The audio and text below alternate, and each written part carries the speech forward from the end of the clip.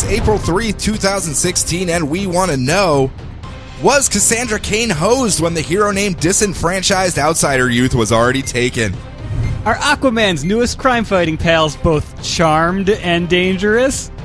It's all coming up now. It's another episode of DCR. This day, we rescue a world from mysticism and tyranny, and usher in a future brighter than anything we can imagine.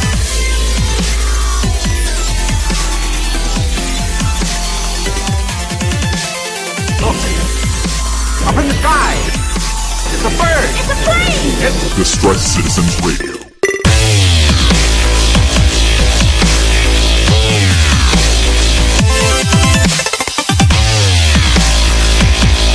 Hey everybody, and welcome back to another episode of the DCR. I am your host, Sean Lamont, comic book reader and video game player extraordinaire. Hopefully you new listeners understand that it was released on April 1st. I say it every year, and every year we lose 1,000 listeners for a week or two until they figure out that was a April Fool's thing, and then they kind of trickle on back over the next week or two. But I am joined by my cohort in crime, Mr. Brian Glein. Hello, sir. Hey there, Sean. How's it going? I am wonderful. I'm even better now that I know. We are coming off of the biggest superhero team-up of the week. Oh, yeah? Most important one going on right now. Which was? I am, of course, talking about Squirrel Girl and Howard the Duck. No. We just came from Batman vs. Superman. The Animal House crossover is fantastic, Sean. I'm just saying, I'll give you that much, but I'm just saying, we just came from Batman vs. Superman. I know. And that's the lead-in you want to do, huh? Mm-hmm. Okay, fair enough. I guess we'll talk about it later then. So until we get to that, why don't you tell the folks what we are going to do? Don't call it a fifth week. We are going to be covering the very few comics that came out this week in DC. That's right, 4. DCU line. I'm holding up the fingers right now. 4 books came out this week, and we're gonna bite the bullet and cover all 4 of them. It's gonna be a rough week. Could take a little long. I don't know. Whenever we have a short week, we went doing like a 2-hour show. I know, but we do have a couple bonus things we're adding. We're going to touch on the Rebirth stuff, and maybe we'll get a little bit of BvS talk in. Not much. It's not really our corner of things to cover. So, I'm just throwing it out there. So spoiler warning is in effect for comics, for future comics, and for possible movies. So, if you don't want your books, comics, future comics, or movies spoiled, do not listen We're not going to be ahead. doing many spoilers with the movie, are we? No, I'm not really thinking we're not going to be that kind of monster. No, we're not jerks. But if you don't want to know what books are coming up, if you want to be pleasantly surprised, or if you don't want to know what happened in this week's books, don't listen ahead. Yeah. Mm-hmm. So without any further ado... Oh, crap. Every week we come to this, and every week I have to think of some other verb or adverb for us to get into the books. And it's I'm just going to think. Let's shove a Jolly Rancher into the mouth of this week's book. Okay, let's do that. It is cherry.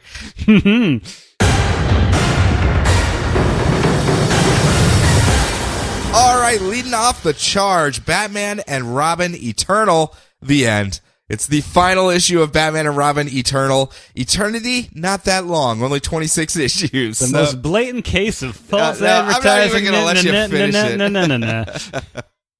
But we get the wrap-up to this whole storyline that's been going on with Mother, who has been trying to mentally scar the youth so that she can mold them into perfect and better people. And in this case, she has captured Harper Row and Cassandra Cain and has set it up so that Harper Row can kill Cassandra Cain because she has found out that Cassandra Cain killed Harper Row's mother.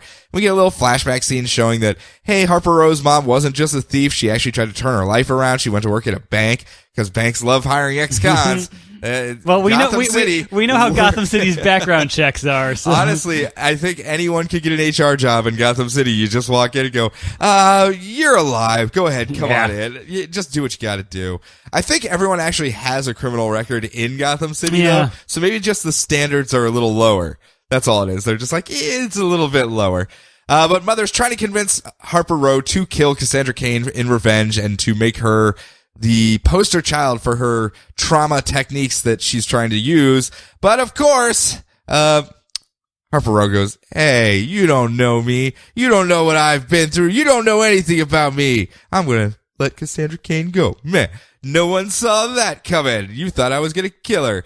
Actually, she does this whole thing where she was like, I was just biding for time so that I could map the entire electronics layout in this room so that I could throw this little knife thing that you gave me in the most painful spot. And she throws it and it cuts the power to all the satellite controls and everything like that. She just stands there going, learned that one from Lana Lang, electrical engineer extraordinaire.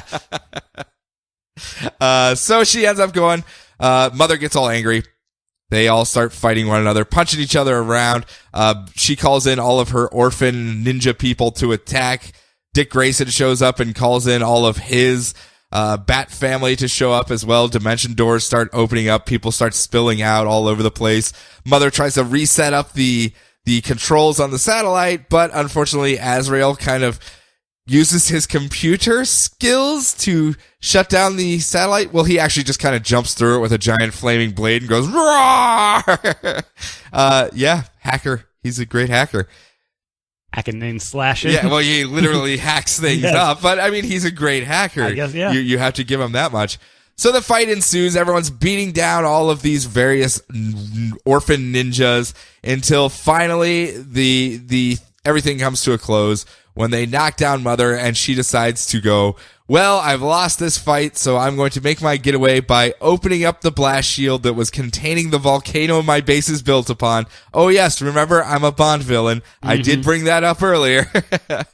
So the entire thing is going to melt and fall into this volcano, and the ground starts to split, so she gets stranded on one island, and everyone else is on another island. They're like, we're still going to get you, until Mother turns around to find Cassandra Cain is on her side and goes, oh, hey, about that whole murdering thing, it was all a joke. I knew she wasn't gonna kill you. Are we cool? And Cassandra Cain is looking like she's about to kill her. Everyone's like, don't do it. And Cassandra Cain also makes the same decision. You don't control me anymore.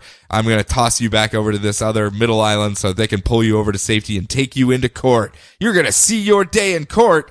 And unfortunately, that day in court is now, because the original orphan, David, the Cassandra Cain's mom, or dad, I guess in this case, he shows up and runs her through.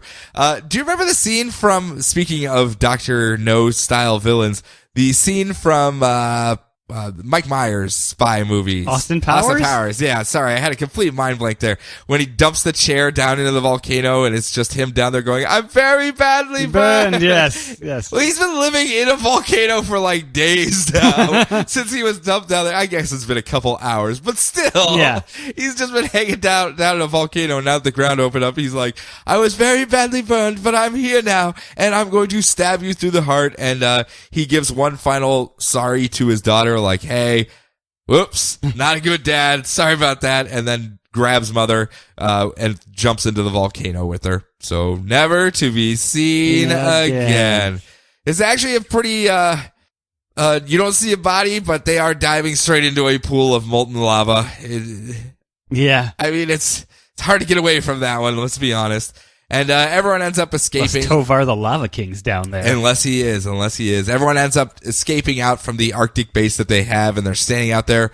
All the Robins are like, yeah, we're a pretty cool team. We should party now. Woo! Party celebration.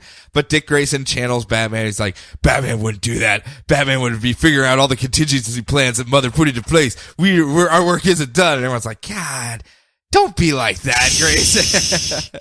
Meanwhile, all the gals are kind of hanging out. Cullen, Harper's brother, runs up and he's like, hey, I got to hang out with gay scary Batman and it was awesome. And they bring Cassandra Cain into the fold. It's spoiler, Harper Row, Cullen, and they're like, come on, get in the group hug thing. And everyone's like, yeah, it's pretty cool. And then we get an epilogue, which I was fine with it ending right there, to be honest. In the epilogue, I understand what they're doing. They're setting up what's coming up next and where these people end up. But it's post Batman 50 where we have Bruce Wayne back as Batman, and he shows up and has a conversation with Harper Row, and he's like, so what are you going to do now that you found out that, you know, you were destined to be the greatest Robin that ever lived? And she goes, well, I've decided to go to college, to be honest. And she shows her I'm going to be an electrical engineer. I'm going to the Lana Lang School of Electrical Engineering. And, you see what I can do now. imagine what would happen if I was actually educated in this stuff, and whether I end up donning tights later or working behind the scenes, I'm going to actually change the world regardless. And Batman's like, awesome. None of my kids went to college. You're going to be the first Wayne to go to college. It's amazing. It's a great day in the Wayne family. No, he's just like actually pretty happy about it. So she ends up leaving, and then he says, Cassandra Cain, you could come out. How about you? What are you going to do? Are you just going to follow around Harper Row and be her ninja assassin protector wherever she goes? And she's like, nope, I'm going to join this fight. I'm going to help you out. I'm going to work with you. And he's like, Cassandra, you could just get out of the game. You could fall out of it. And she's like, no, my name is not Cassandra anymore. My name is Orphan. And it's like, like nose, finger, very, very on the nose there. And he's like, I guess, welcome aboard, Orphan. My orphan points have quintupled. Yes. Finally, the day is mine. I get another orphan. Yay. Technically, Harper Row is now an orphan as well. Yay. Multiple orphans back on the team. So it ends with it ends with Dick Grayson up on a rooftop watching a bank robbery about to go down, and Bruce Wayne returns, and he's like, hey, I knew you guys could do it. You're all my kids. You're the best. Love you guys. You're super awesome. But he doesn't really have like too much of a heart to heart with them. It feels very weird and awkward because he's been gone, and the kids, some of these people have been either banished out, like Dick Grayson was banished to Spiral, and now he's running around. Damian was dead and just came back to life, and he feels like he's just having a board meeting with all of them, and he's like, so, what's everyone doing now? You guys stopping this bank robbery? Awesome. Let's go stop it. Batman and all the Robins. Woo. And I mean, the last panel's great with him swinging down and all the 4 Robins swinging with him.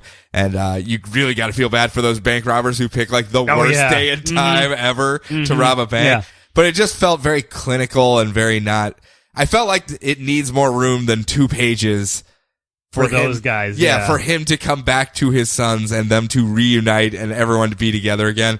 Deserved a lot more than 2 pages, and it was just kind of hey, it's a nice capper to the run, but at the same time, it felt a little cheapened for me as well. But cut off those last 2 pages. Save it for the other books, I suppose. Yeah, I guess, but I would have preferred to get those other books first because that's been built up to this thing, and now, you know, they kind of. I totally understand. Yeah, they spent their capital here on these 2 pages instead of using it in big emotional moments where it could have been. Like at the end of Grayson, or I suppose Damian's book will probably cover it, I'm sure. Yeah, I'm sure as well. But it just seemed like it was come on, guys. Come on. But other than that, it was a decent run. Mother, again, not the villain of the year. Not the greatest villain. I understand thematically why she was in there. But, I did get to see all the kids hang out together, which was nice. It was what I was asking for. Mm-hmm. We got to see Midnighter even join in on that fray, which was not even something we asked for, but absolutely enjoy that. Mm-hmm. I know there's a 50-50 split on Midnighter. Some people find him just annoying as sin. Well, they're wrong. We're on the other side. Well, they're not wrong. No, they are. Yeah. It's a personal preference. I understand. I am a full team Midnighter. I have to have my counterpart that is anti-team Midnighter. Just like Harper Row herself. Yeah. She is very 50-50 split, where people are kind of just everything's falling into place for her to be the ultimate Robin, and it's just very coincidental and convenient, and this tried to explain some of that, but I don't know. I guess I'm going to give it an 8 if we're going to score things, which we never, ever do. Yeah. But I'd give it a 7 or an 8 as far as a full maxi series run. Mostly because of the kids hanging out and getting to play with one another. Out of 52, that's very low, Sean. Well, I never said what it was out of. Okay. So moving on. Let's do something else. Justice League of America? Yeah, let's do that. All right, we're picking up on the Rao storyline, which I've only read part of. Rao, indeed. So Superman is facing false ? God Rao of Krypton. Well, I think he actually is Rao, but Rao isn't really a god, just a guy that gets all the power from his believer. He drains life out of them. Gotcha. Yeah, because when he's fighting him, his followers take the punishment, not Rao, which is a pretty interesting superpower, to be quite frank. Yeah. So Superman relents, but he's like, okay, fine, I can't let you hurt these people. And then Aquaman shows up and stabs him through the chest with his trident. And poor Steve. And just hucks him across the battlefield so Wonder Woman can stab him with a spear. And Superman's just like, no, guys, look, Clark, we're helping. Stab. Some guy named Steve over in Metropolis now just has a giant 3-pronged hole in his chest. He's like, what happened? Oh, man. So way to help, guys. Yeah, but this was to be fair, they did have the montage getting ready in the Hall of Gods, stealing all the gear and stuff. Mm-hmm. You don't do the montage of strapping swords and shields and daggers and stuff to you and not show up to stab things. So this was all to delay Rao while Cyborg and Batman set up a trap at the power plant, the place with all the magic stones that started this whole mess in like a big ring. Those are actually in the Infinity Tower. Okay. Yeah. My mistake. So they, there's 2 different rings of stones, so maybe it's a different one. This is the feedback machine that they're putting together. Okay, gotcha. So they sick Parasite on him because Parasite's just been like apprentice Justice League member in so many books over the past few months. So they sick Parasite on him, absorbing all of his power, taking the power of his followers, which is going to be gigantic. But then they set off a charge through all the stones to completely sever his link to his followers and stop him once and for all. Yay! Superman is forced to hold him down in the stone circle while the charge goes off. Parasite shrinks back down. Rao stumbles off to find another set of stones to recharge himself back up. Those are the Infinity Stones. Yes, but the JLA doesn't notice because Superman is dead. No! Aye. Don't know why Superman's dead, but he's dead. Maybe he's just unconscious. Isn't that what they do? He's just very badly burned. Very badly burned. Is that what Superman does? He never actually dies. He just takes super naps. Yeah, I believe that's what. If we're going by death and return. Yeah. So he's fine. He'll be good. He'll come back. He'll be electric. Oogie boogie woogie. Just put him in the sun. Don't put him in a box underneath the ground. Oh, well. Whoops. I feel like mistakes have been made elsewhere. So what do you think? What do you think? I mean, I know you've been kind of going back and forth with this one. We've been both taking turns on it. It's been this one seems like it's a month behind everything else. It's a couple months behind. It had I think it fell behind, and then they used one of the catch-up months to do that Martian Manhunter origin story. I remember the Martian Manhunter origin story. I'm like, wait a minute, where did this come from? Yeah, so they were already trying to fill to make it not as late Martian as Manhunter it was going story to be. That then got negated in the Martian Manhunter book. Yes, like 2 months later. Yeah. Yeah. So, I actually read it like the whole run minus the Martian Manhunter bit. Mm-hmm. Actually, just this week, and it reads a lot better when you compress it into like that. I bet you it does. It'll probably make a good trade. Yeah, I think it will. I think it'll actually be a very good trade. If you want your widescreen Justice League, plus I'm a fan non-continuity Justice League adventures. Yeah, I'm a fan of the storyline singular as far as Rao and everything. I think that's a good angle to take for a big widescreen storyline, having him literally fight gods. So, I thought it was good.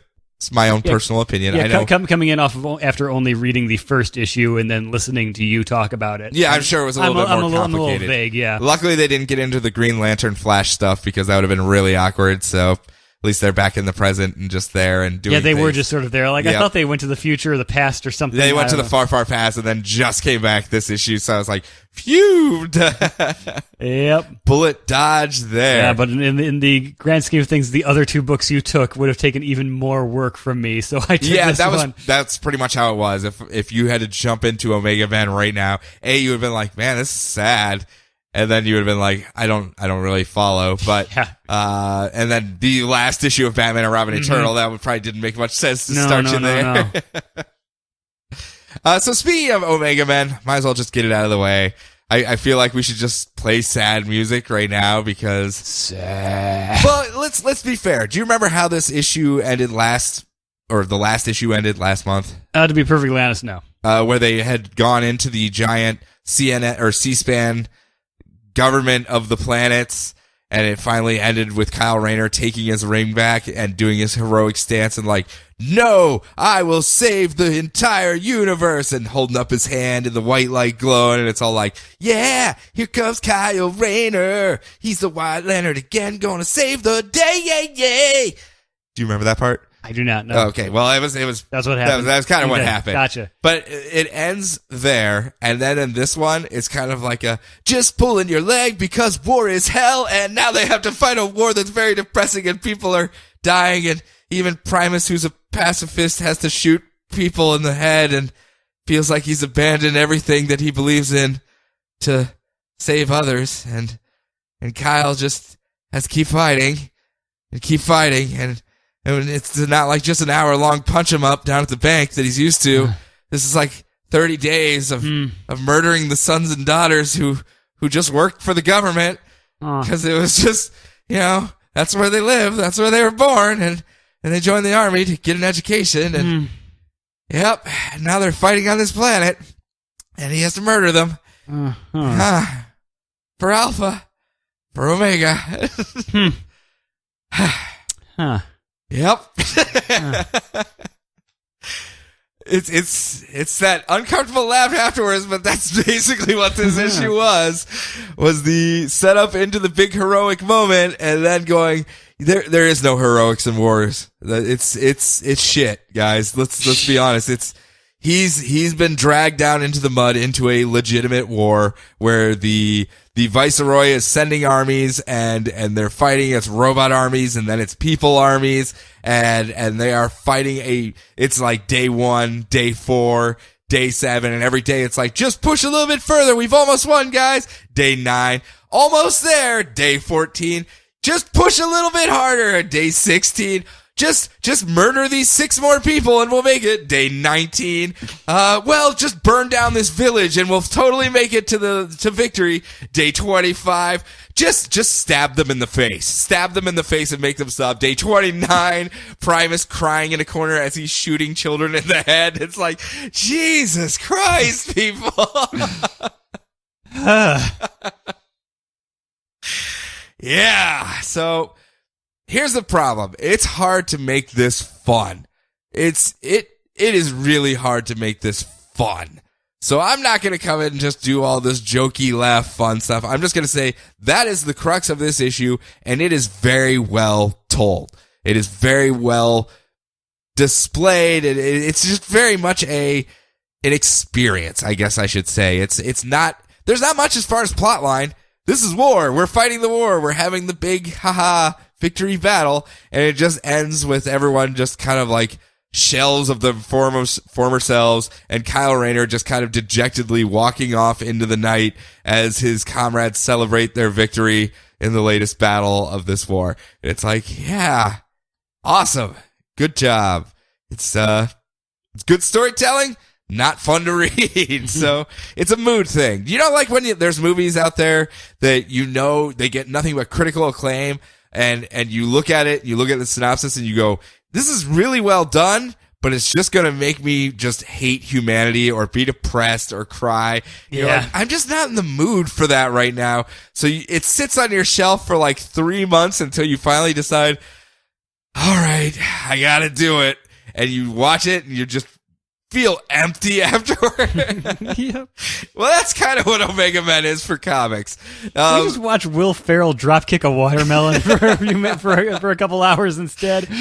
I recommend going into it in the right mindset and mood, but if you do, you will get a lot out of it. If you're going in looking for fun, this is not the comic you are looking for whatsoever. So, to the point that we even arranged the show around this book so that we can have an aqua palette cleanser. See, I just put aqua in front of things, and it makes a whole new word. Yeah, it does. I feel like I'm onto something here. Sign up for the FBI, my friend. So again, right. Omega Men, really good. Check it out. Just make sure you're in the mindset to do it. All right, Aquaman number 50. In Aquaman number 50, we meet Aquaman's new law enforcement pals, Reagan Irving and Arnie Ajar, 2 of the most comically incompetent and bumbling FBI agents I've ever seen, who will henceforth be referred to as Rizzoli and Isles. They yuck it up with another agent and make Jaws references about a murder victim with giant shark bites all over their body, but How did it happen on a rooftop pool? What? Sounds like the Dropkick Murphys, but it's not for legal reasons. All right, so look out, Aquaman. You may be setting up Spindrift Station. Atlantis is hard to pronounce out loud. Surface World Embassy. But we're also going to find out if you know drama. Uh-oh. Yeah. TNT. May I also add, Spindrift Station, while cool looking, is also like astronomically huge and looks like nothing else on Earth, and is in many ways physically impossible to exist on land. And when a random person goes, look at that, they built this whole extra future city from nothing in a week, if you can believe it. It's like, I can't help but think, if this is all make-believe, you can set up a reasonable time period in between issues if even you think it's unreasonable. Just throwing that out there, guys. No, but they gave the reason. Well, I'm sure the fish helped them, since they could talk to fish. They're good architects, aren't they? So, Mera, now dressed as Aquawoman, does all of the work and organizes a Tempest and now hook-handed Merc as her press crew, which is kind of adorable. Like, Tempest is like, yeah, I Googled something. I figured out what I'm supposed to do as a member of a press crew. Never Googled anything before. Never sent out a press release before, but now I have. Pretty cool. I'm a master of it. I know water magic and Microsoft Office. So good for me. It's all like, it's a pin art. It's just like a birthday thing. This is our press release. I learned how to use it today. Yay! Like a birthday cake and did you Google it or did you Pinterest it there, Tempest? I'm not quite sure. So she's just like, all right, I'm very good at all of this. I guess I'm going to be planning to apply to the Justice League soon.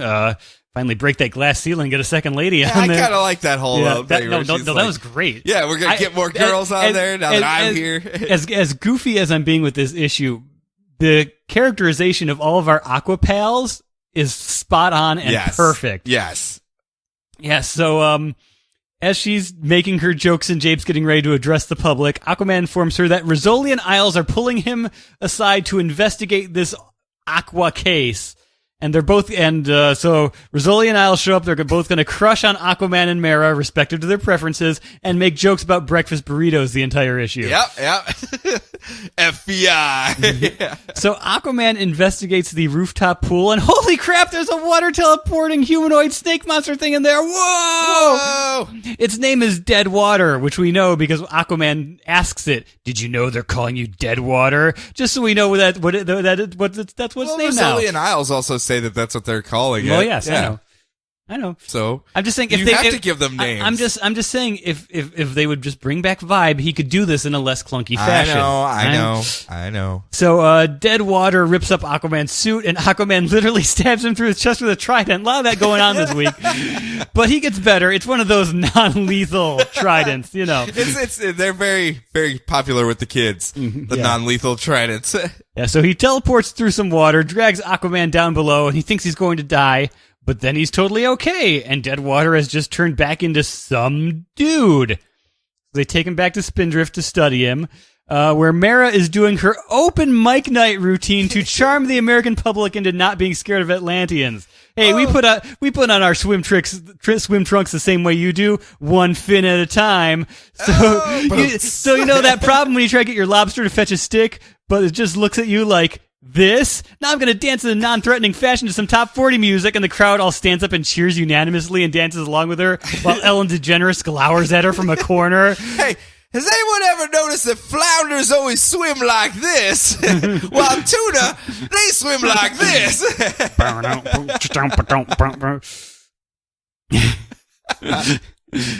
It was very fun. Yes, it was very, very fun. I quite enjoyed it. I know when I gave it to you, I was like, oh man, these two FBI agents, that's all he's going to rail about the entire time. And he's not even going to talk about how awesome the rest of the cast is. The fact that when it's Aquaman going, yeah, we're going to lure out this Deadwater guy by me swimming out there. And she's just sitting in the background going, please don't say bait, please don't say bait, please don't say bait. And then he goes, I'm going to be the bait. And then she just does the whole head in her hand like, oh, God damn it, Arthur.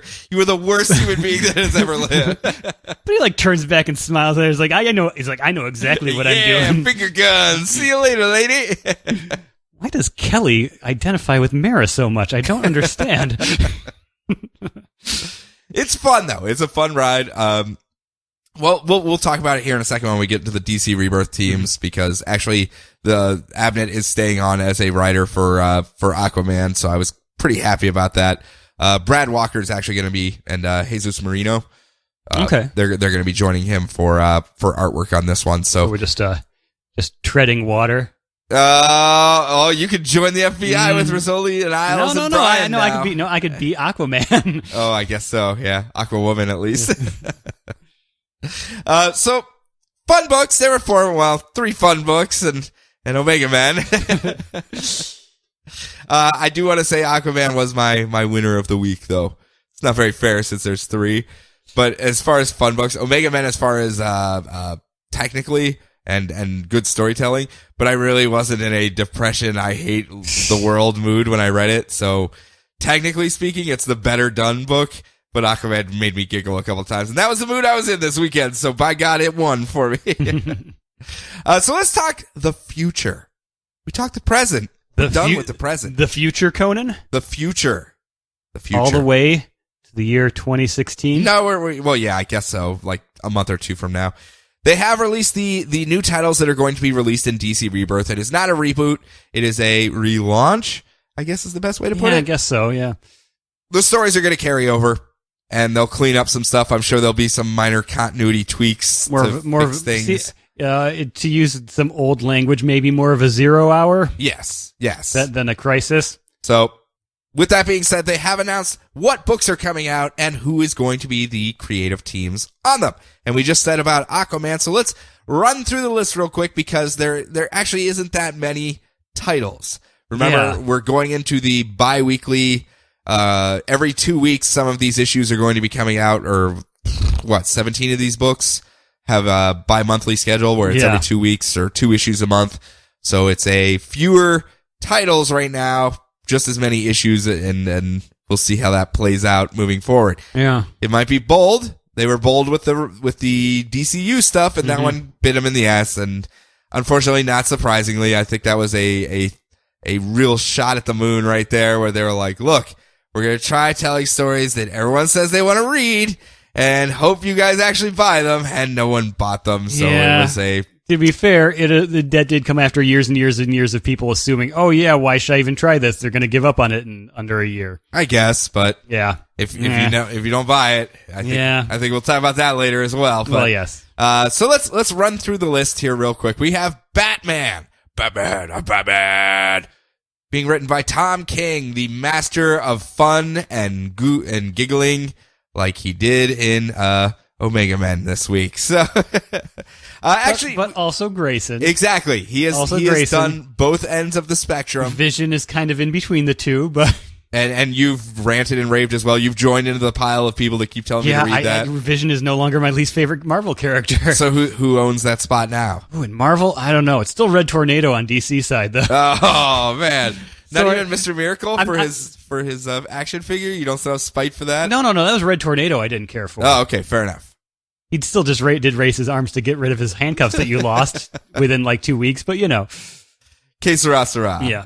I'm not a fan of crying robots. I don't know what to say. But it is Tom King with art by David Finch and Michael Janin. Remember, because artist I love doing Batman. It's bi-monthly, and some of these books, it seems like they're going to have 2 different story arcs going on, like one set in the present, one set in a backstory to fill in stuff. So that'd be interesting. Yeah, I mean, it's almost like it's the same title, but 2 different books under the same umbrella. And they can use the past and present to play off each other. I wonder if they're going to do some of that when Spider-Man was like weekly or bi-weekly or whatever. Something like that. I know they would have like one artist do like a story arc, and then they would swap artists for each story arc. Oh yeah, that way you got a full contained story with everything. And when the trade comes out, it's not mix and match art type. It makes sense. And that way, if you want to see, I heard this Chris Bacalo Lizard story looks amazing. You can just go check out those issues if you don't want to buy Spider-Man every single week. Touche.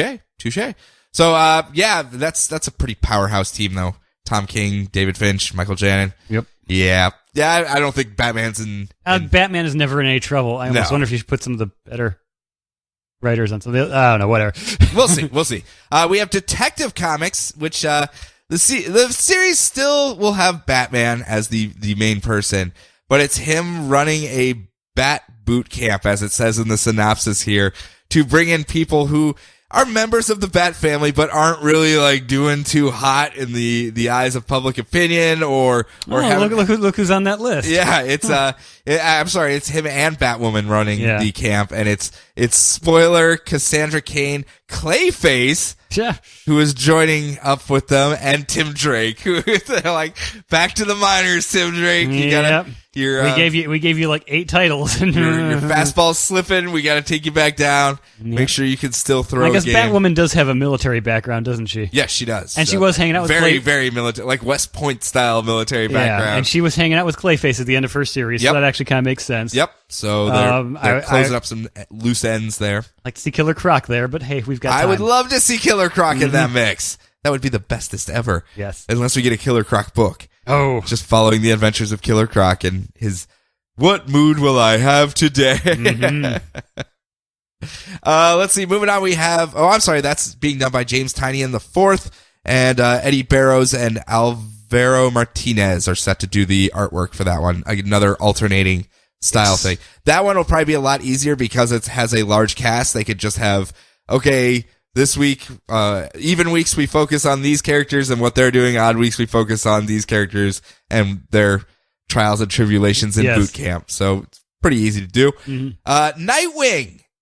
Someone's redonning some colors here.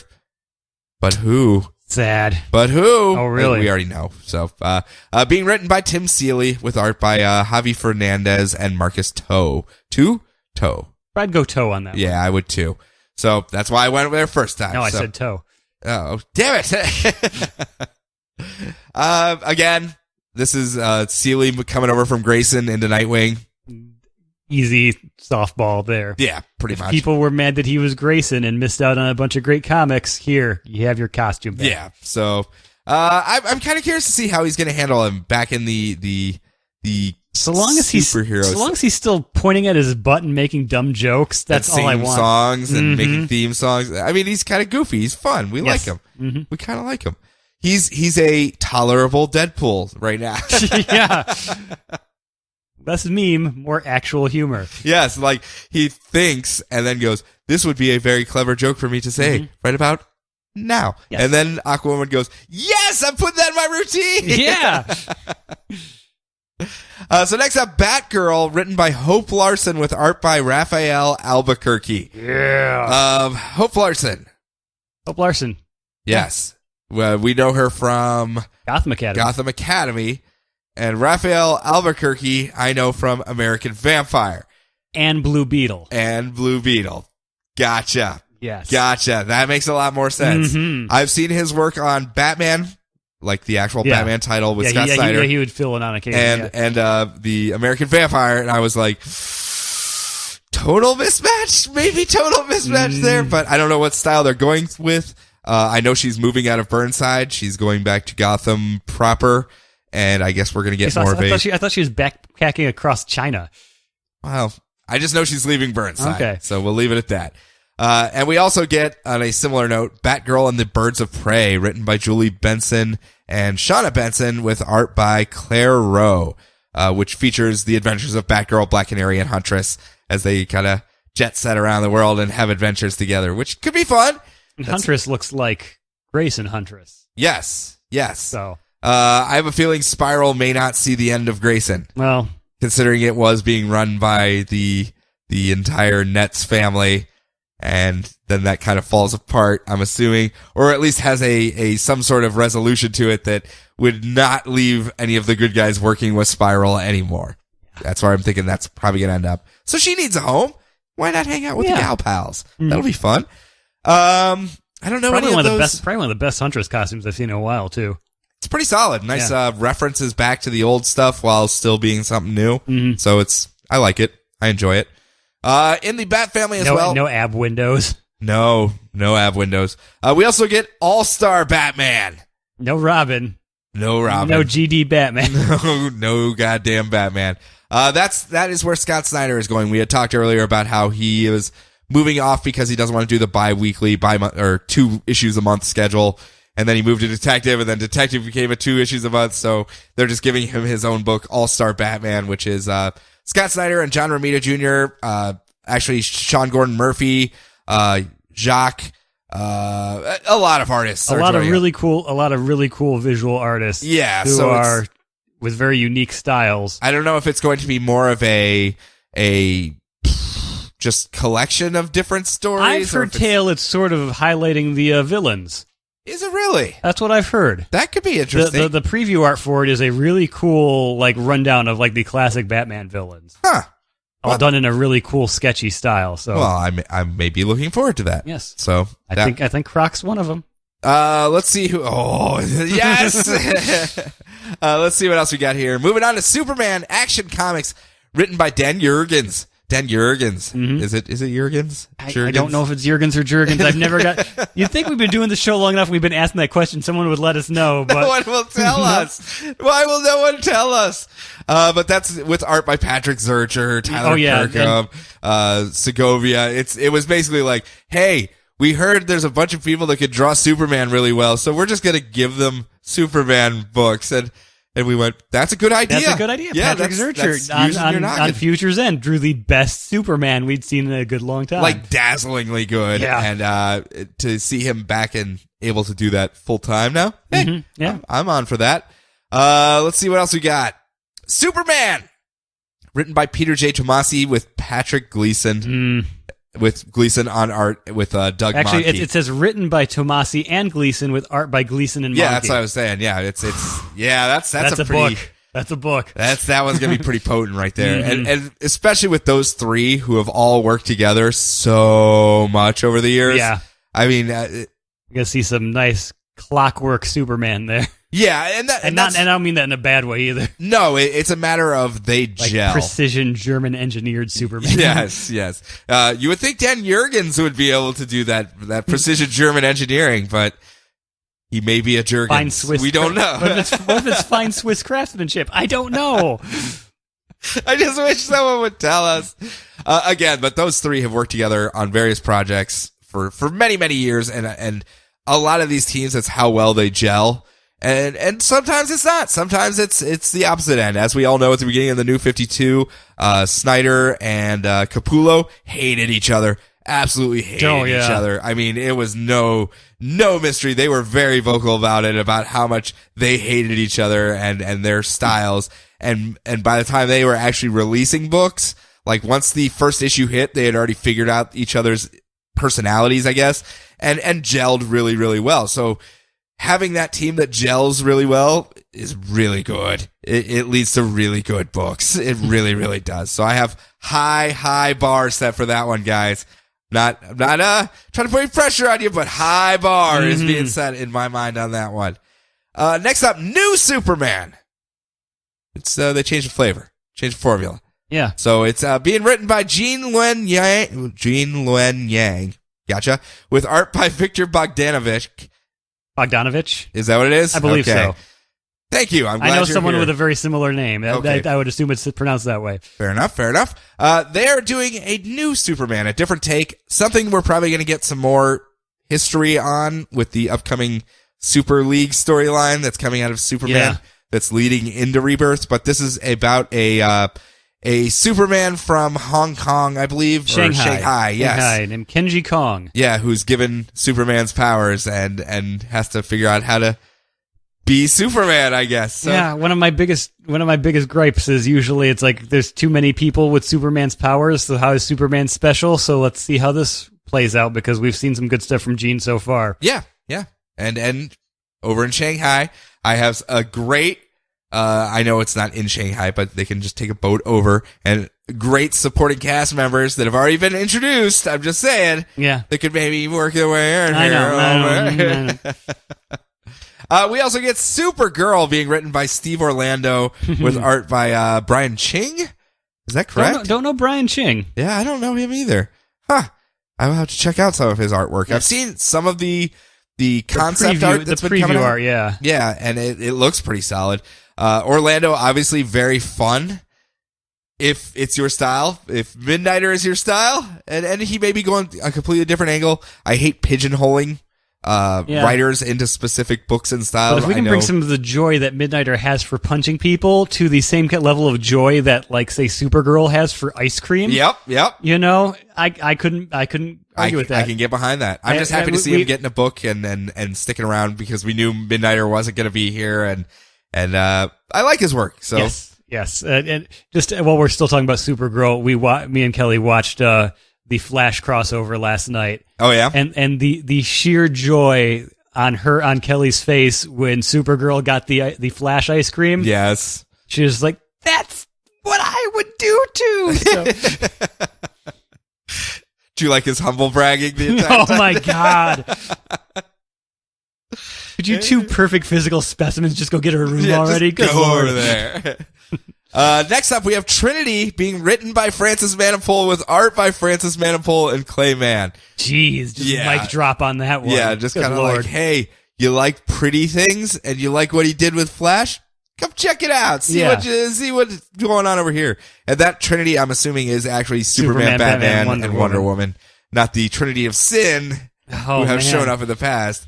Remember, we had all the Trinity definition wars back during Trinity War, and what they were actually meaning by Trinity War. And so when this was originally announced, I was like, I wonder which way they're going to go with it. Obviously, the big three. So, Superwoman is also getting a book written by Phil Jimenez with art by Jimenez and Emanuela Lupacino. Yay! I like that the only bullet point of this is this series will also feature a new character. That's what we get. That's all we got so far. Do you think it's going to be actual Superwoman from the crime syndicate?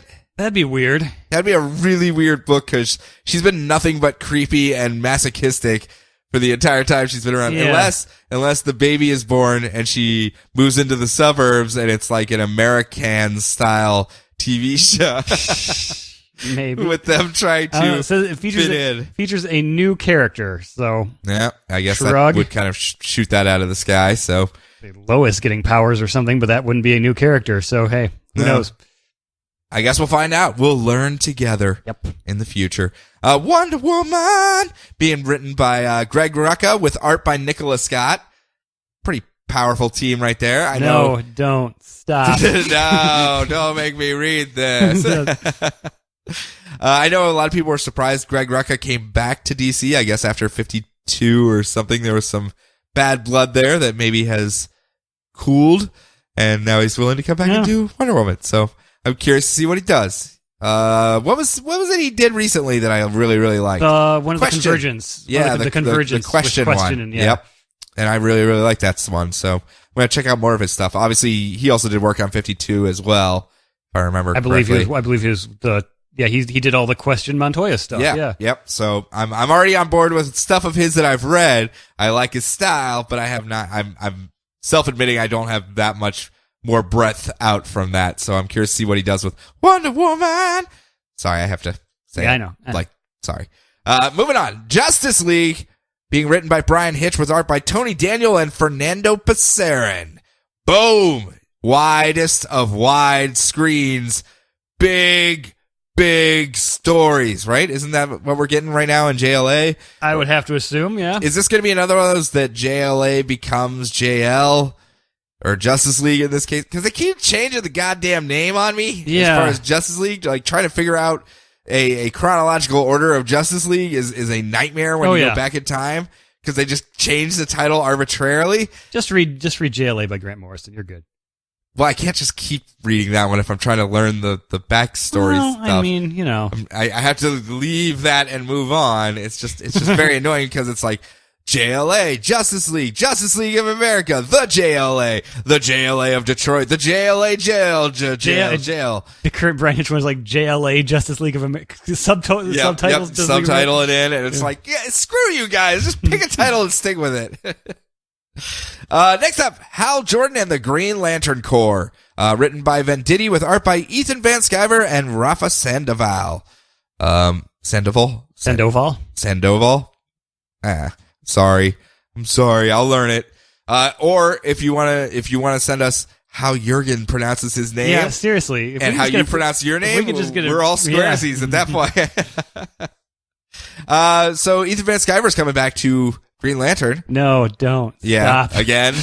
Yep. Venditti's actually leading the charge still on Green Lantern. Yeah. I was actually kind of surprised by that because he seems to get a mixed bag as far as reviews when it comes to his GL stuff. So, maybe with fewer crossovers and mandates, I have a feeling he'll be able to do a story. Maybe stretch out a little bit. Yeah. That's what I'm gunning for. So, and then we have Green Lanterns being written by Sam Humphries with art by Robson Roca and Ardian Syaf. I'm going to go with. Yeah. That one is the all. Ardeen or Adrian? Maybe that's a typo. I don't know. Whatever. I could have sworn I've seen him do stuff before. We are using the superhero hype list here. Yeah. Thank you, superherohype.com, for actually collecting it all in a list with the creators right next to it in a list format instead of tucked into paragraphs and making it difficult. Mm-hmm. Yes. So kudos. I appreciate that guy. That was our payment for usage of your hard works.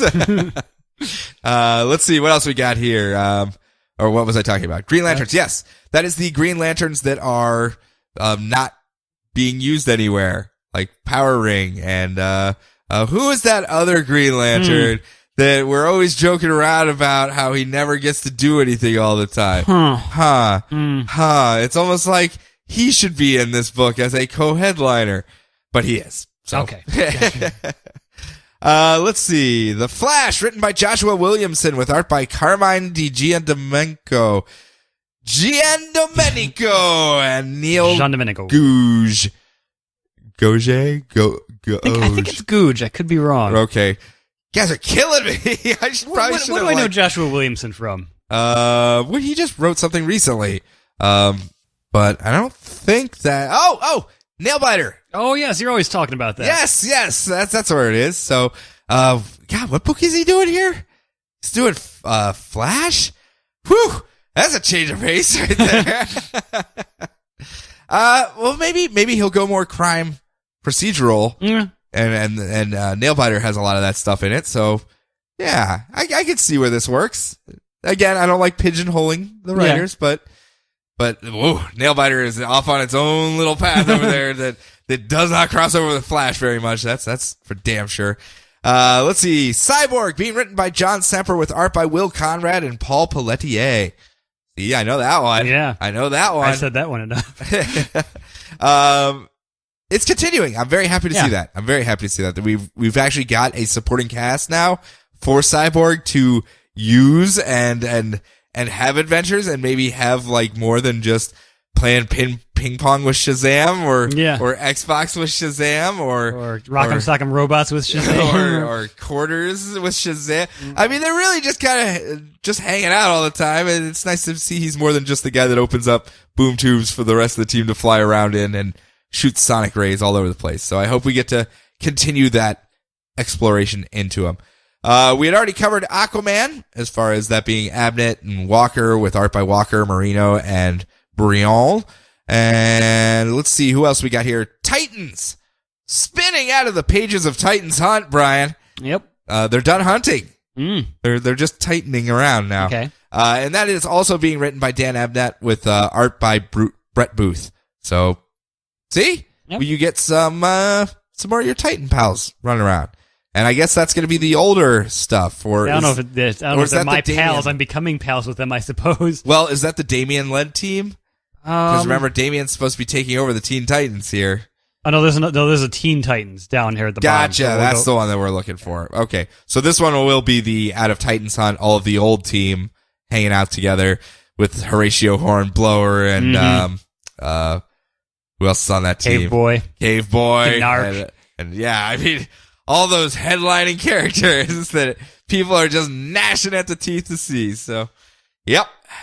I'm curious about it. I do want to read Titans Hunt after it's done.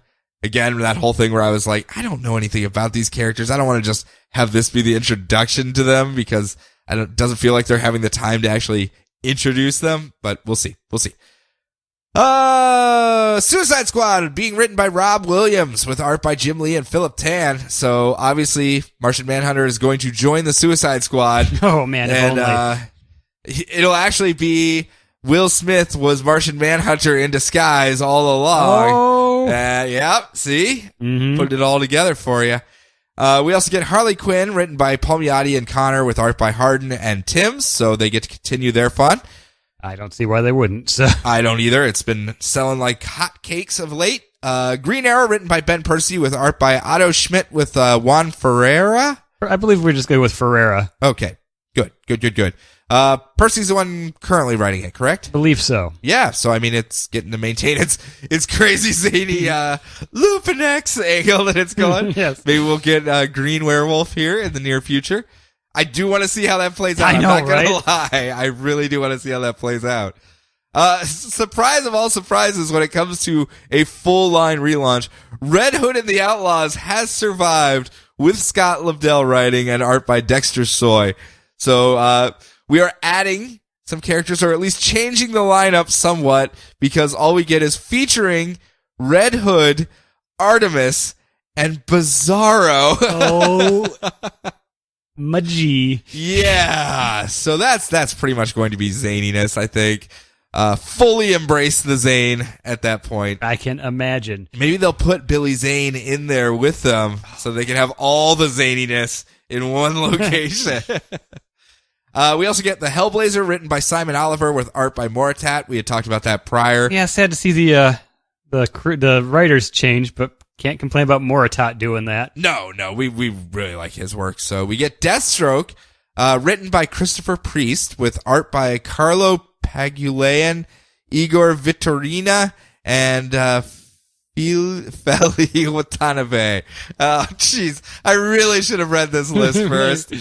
Really regretting my decisions. I can at least pretend I know how to pronounce these names. But Chris Priest, a Quantum and Woody fame. Yes. And with the best run in the run of Black Panther that's probably going to be adapted for the movies. Well, supposedly the angle they're going with this one is an understated, muted Deathstroke. Kind of a two words I think about a lot when I think of Deathstroke. I mean, every story that we cling to is him fighting 1,000 ninjas on a train, or literally throwing an aircraft carrier and getting hit by it and just going, ow, that hurt. I mean, very muted and understated. Yes. So I'm very curious. Again, when it first launched with the New 52, I would almost say that was what it was as well, because it was all about him being the oldest guy in the game. So he would actually literally go home and lay in ice baths and try to fix himself because he was just so old and not like, oh God, I have to keep up with these people every day. I can't let them know how actually old and weak I am at this point, or how much this hurts every goddamn day just to move. He would just eat entire pill bottles full of painkillers, and just off he would go. So next up, Batman Beyond, written by Dan Jurgens.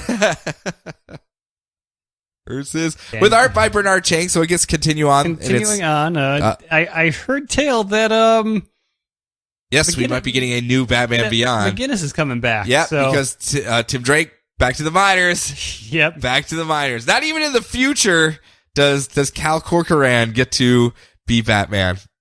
It's a shame, really. Yep, it is a shame. I feel bad for him after everything he sacrificed. He lost that bar, you know. I know. It's closed by now. Those glasses are all dirty. No one's cleaning them. No. It's a damn shame, really. Let's see. What else we got? Blue Beetle, written by Keith Giffen. Giffen with Scott Collins on art. This title will feature both Jaime Reyes and Ted Kord as the title hero. If there is any title that is Giffening it up as a Giffen does, it's probably going to be this one. Yep. I mean, these two characters are kind of comic relief to begin with. Kind of. I'm not saying entirely. Maybe not Jaime, but even Jaime's been some. Well, he's just happy. I wouldn't consider him comic relief. Okay, they're both very joyful characters who I guess are going to argue over who gets to be Blue Beetle. And Giffen launched the Jaime Reyes Blue Beetle, and we all know him from Wahaha. And Blue hopefully Beetle, this time around, it's not the storyline of Blue Beetle getting caught on YouTube pimp slapping his girlfriend. Yes. So that would be an improvement. A little off tone, to say the least. He had a reason for it. He was trying to protect her. He had to be mean to save her. Yeah. Makes sense in the context of the story, but take it out of context, it sounds really, really bad. I know. Yes. And then we have Teen Titans, written by Ben Percy with art by John Boy Myers. So That will be Damian taking over. Yes. Also kicking Tim Drake out and sending him back to the... This is really DC Rebirth : Tim Drake, get the hell out of here. Yep. Really chased out of everywhere. He was actually a lot more places than I really thought about. And, really? It felt like he was everywhere from my perspective. and now just being stamped down back into a hole. Yep. All right. So that he could get on out. Be likable once more. Yep. It's a good idea. Don't forget, him back to boot camp. Can't forget Super Sons. Oh, yes. I'm sorry. Super Sons. Which looks to be the adventures of Damian and John Kent. Yeah, John Kent. And I'm assuming we're keeping the weird past continuity Superman stuff. Apparently quite a bit coming into Rebirth, which is confusing, but we'll see how they play that off. Yeah. So but still, Damian and Superman and Lois Lane's kid running around together. Apparently another JLA. Yep. But it's basically the Batman / Superman or Superman Batman, whatever it is, as kids. Junior? Is that what Super Sons would be? But, I'd like to see John and Damian hang out and pal around. Like anyone's going to complain about that. Yeah, and wasn't there supposed to be something called the Super Dash Man? Or is that not official yet? I think that's out there, but it hasn't been... Okay. Or that's the Superman one that Gene Luen Yang... I'm sorry. No, that was New Superman, I thought. Oh, yeah. That's New Superman. New Superman. So I don't know. I'm sure there's more stuff. I recall seeing a lot of Superman titles when we were doing that. I'm sure there's more that's going to be announced here soon. Yeah. They've already said they have other books they want to plug holes with, and some of this stuff may be falling off of a bi-monthly, but back down to a single monthly after it gets their jump start. Yeah, i.e., kind of like the Marvel, where they would put out like 4 issues within like a 6 month. weeks. It was like a month and a half, and then you'd go back down to the regular monthly schedule. It makes sense. It's a good way to get you interested. It's a good way to get you interested in the story. Yep. I'm still a fan of the theory of releasing the 6-issue trade intro start and then having the monthly come off of that. I think that would be better. You could just read the book, see if it's a style you like. You actually get the storyline, not the whole thing. So many people drop off at 2 or 3 or whatever. I know it would scare away a lot of the number 1 chasers because it would be the trade 1, 2, 3, 4, 5, 6. And then it would just go 7, 8, 9, 10 from there. I think it would solve a lot of marketing problems myself, but that's me.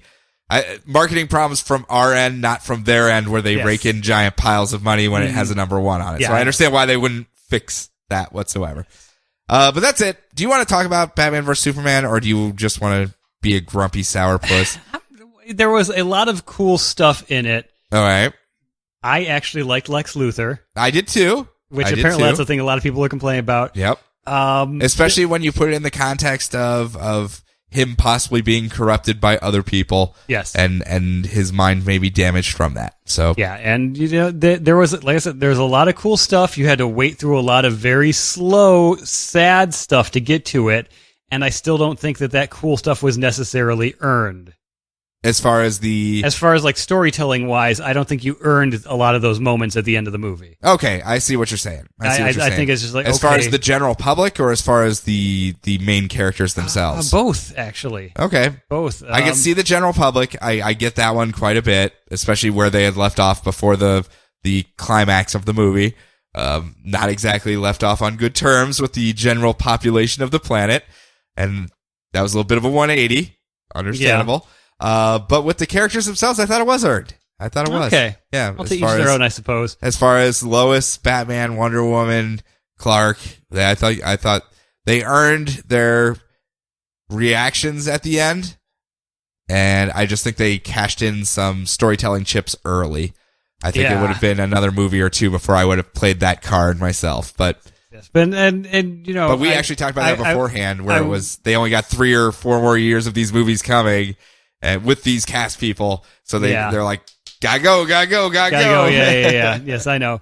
And I'm just worried that's like, okay, this wasn't my cup of tea, but Wonder Woman seemed pretty cool, and the little glimpse we get of Flash seemed pretty cool. Is this just going to be? It's like, is it at the end of every movie? Am I just going to be like, well, that wasn't for me, but this other thing might be? Is that just going to be me setting myself up for failure every single time? I hope not. I hope not too. I'm hoping we're going to get Suicide Squad obviously is going to have some tonal differences. And Suicide Squad seems like it's just going to be bonkers different out there anyway. Yeah. So I if think if they deliver on the promise of doing something absolutely crazy that you've never seen in a superhero movie before, it's no different than the books themselves. I mean, we have Justice League where people are, okay, we're doing our things here, and then you go to each one of their books and Flash is a lot brighter, a lot more vibrant. Wonder Woman's a lot more Zeus screwing things, and Superman has very vibrant moments, but then you go into some of the darker ones with Batman. I mean, I hope Junkie XL's war drums continue on. Yeah. I told you it was pretty good. Yeah, as far as themes, well, yeah, all their themes are really when good. I saw Junkie XL was doing the music, was like co-doing the music with Zimmer, I'm like, oh, there's not gonna be as much blah. But overall, here's my thing. Hyperbole. It's really, really bad when it comes to this movie, in my opinion. It's got like a mid-20s Rotten Tomatoes rating. That's really goddamn low. It's very low. Yeah, and I understand how Rotten Tomatoes works as far as just taking positives or negatives. Yeah, it's a 50-50 vote. Yeah. So, but there are other places with number scores that are just really, really low. Like, holy shit, this movie is the worst thing. Like, Fish Tar is higher up there. Waterworld. Fish Tar. Gotcha. Has higher rankings and stuff like. You never heard it called Fish Tar? I've not. Yeah, no. You lost so much money that they're like, it's Fish Tar. I always like that little phrase. But yeah, they're like comparing it to that. And, well, to be fair, I liked Waterworld too. Okay. It's got lower scores than Transformers movies, all of them. It's got lower scores than I would not than go the fifth Indiana Jones movie. There's some really bad movies out there. I would not put this anywhere near the depths that Transformers plunges to, in my opinion, of how bad a movie can be. There was a story. You can argue that the way they told one of my it was favorite not the best. one of my favorite jokes on 30 Rock is Liz Lemon comes across a poster for Transformers 6, and underneath the created by credit is now with no writers at all. Just bam, bam, bam, explosions. No, I mean, there was a story. You could argue that it was not told in the best fashion possible, both technically as well as just ability of audiences to follow it. I understand those criticisms. You have themes, whether they're heavy-handed or not. There are actual themes being done, and some of them are very intelligent themes. I'm not pretentiously saying this movie was just too smart for the average reviewer, because it was not. It did have some really good themes, though. It really had a lot of good moments. And it had a lot of things. It had some ideas, and a lot of the Batman stuff was that people are complaining about was entirely justified based on where his character was. Yes, and it set up the arc just like Man of Steel did for Superman. Man of Steel set up Superman to be maybe I didn't think things through. I was doing a lot of neck snap in there at the end. Maybe I shouldn't do that. I'm more of a symbol than an actual punch 'em up guy. So. Let's do more of the symbolism stuff. It's not like I want to go and hang out with these characters after the movies like I do at a Marvel movie. No, know. But should you?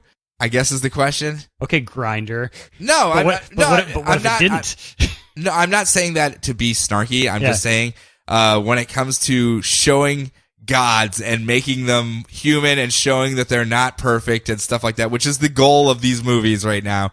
Because the biggest weak point of DC is that they have gods, they don't have people, and you have to like actually find a way to connect with these people, I guess. All right. I mean, to pull in one of my other like little bullet points I was thinking about, the thing when I was like the first getting through that first like hour and a half or minutes. So. Okay. Yeah. I mean, you had the cool little action. I mean, I really appreciated the Bruce Wayne going through. It's like, oh my God, the end of the last movie was terrible. Yeah. Sorry, everybody. Yeah. Like, I actually kind of appreciated that. They gave you everything you asked for from Man of Steel. Every major complaint I kind of see Batman's point here. Yes. I mean, every major point you made, they addressed it.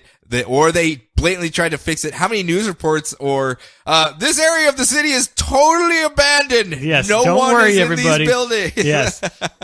Now here's the thing.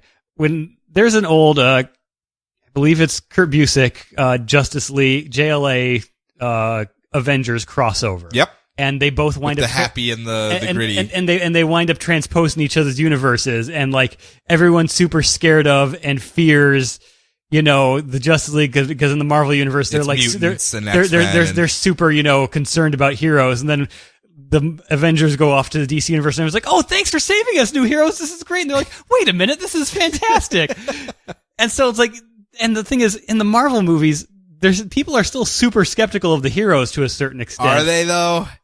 There's no one that's like, oh man, but that's those like heroes. The whole point of but that's like the whole point of Civil War and like the stuff with Hydra and all that junk. Well, they haven't gotten there yet. But the characters are still happy. You're still having fun with the characters. I have a feeling a month and a half from now you'll be singing a different tone. Perhaps. I have a feeling in a month and a half it's just going to be the exact same thing, and that separator that you're trying to quote is going to evaporate before your eyes. We shall see. Now, whether they've earned it at that point will be because they've had 5-6 years or so of building up to it. Yeah. Again. Yeah. There's a clock on this. Yeah. If let's be frank, these movies are not going to come out for the next 20 years with the same cast people or the same budgets behind them. They're not. Yeah. This is a phase. It will go away and it will dry up, and they want to cash in now. So they're playing all their big cards. Marvel's dumping out Civil War. BvS is dumping out Batman vs Superman and something else, and actually 2 or 3 other major storylines at the same time, while also putting the Justice League together. So they're calling in their chips. They're calling in their chips because they gotta pay for them now. I did rescind against my advice that I usually go for. I usually take the advice of a Pulitzer Prize winning film critic, Jay Sherman, who always said, "If the movie stinks, just don't go." You honestly think the movie stunk? I didn't think it stunk, but I was pleasantly surprised. Okay. But at the same time, it also reinforced a lot of things that I kind of expected going into it. And it's like, well, I probably should just wait for video.